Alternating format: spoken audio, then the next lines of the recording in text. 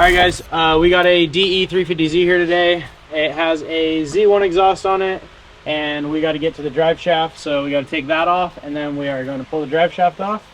And yeah, let's get to it. Alright, so first things first, we're going to put our 11 on this clamp right here, and we're just going to loosen that enough to where that slides off that way. And then we're going to grab one of my most favorite tools. This is a hanger removal tool. If you've taken hangers off, you know how hard this is normally, but you just put your thing up there, give it a squeeze, and it slides right off.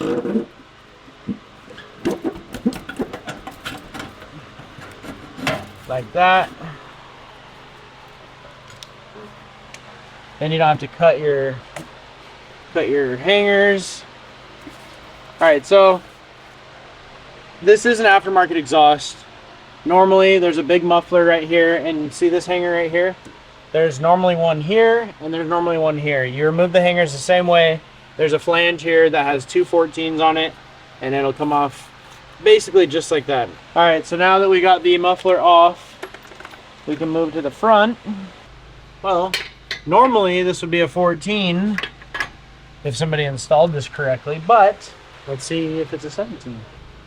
Yeah, whoever did this, wow, did you see how loose all that was? And if you're going to install this on your car, make sure that your clamps are all tight and right. Not like this guy. This isn't even a 17, and I was able to get these bolts undone. So basically, if you notice that this is all moving around, and I haven't even loosened any of this yet, that's just how it was left. That's going to cause exhaust leaks, and you're going to sound like a boat, and it's not healthy for the motor. And yeah, it sounds horrible. Exhaust leaks are... Anyone who says they like how an exhaust leak sounds, they just don't know how to fix their problem. Alright, so now that we have that flange off in the center, we can take my favorite tool again. And this thing's about to fall out as it is. And there you go. The center section is out. Now we'll work our way to the front. These are 14s.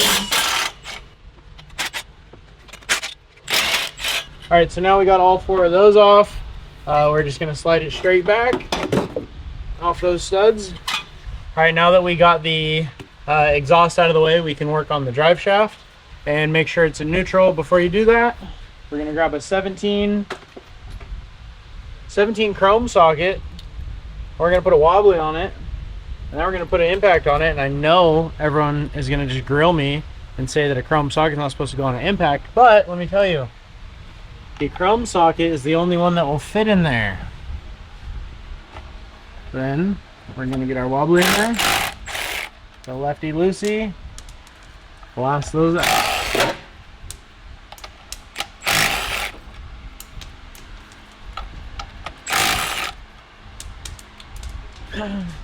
And just like that, the drive shaft is out.